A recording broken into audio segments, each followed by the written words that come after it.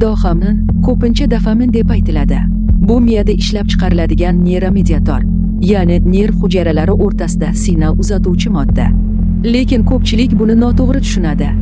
Dopamin baxt gormoni emas, u istak, harakat va mukofotga intilish kimyosidir. Endi asl haqiqatni tushuntiraman. Dopaminning asl vazifasi. Dopamin miyada bitta signal beradi. Bu foydali bo'lishi mumkin. Yana qil. U seni harakat boshlashga majbur qiladi. Qaror qabul qilishga majbur qiladi. Xavf olishga undaydi. Tez mukofot izlashga majbur qiladi. Muhim nuqta: dopamin natija uchun emas, va'da uchun ishlaydi.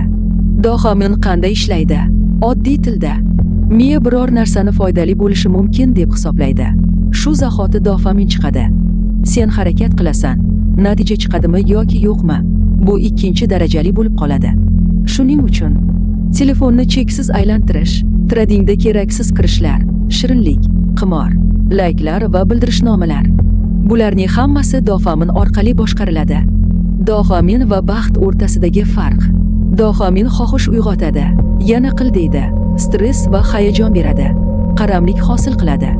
Serotonin esa qoniqish beradi, yetarli deydi, ichki tinchlik beradi, barqarorlikni yaratadi. Ko'p dopamin bo'lsa, qoniqish kamayadi. Kam dopamin bo'lsa, apatiya paydo bo'ladi. Dopamin tuzog'i eng xavfli joy. Miya shuni o'rganib oladi. Tez mukofot xavfsiz.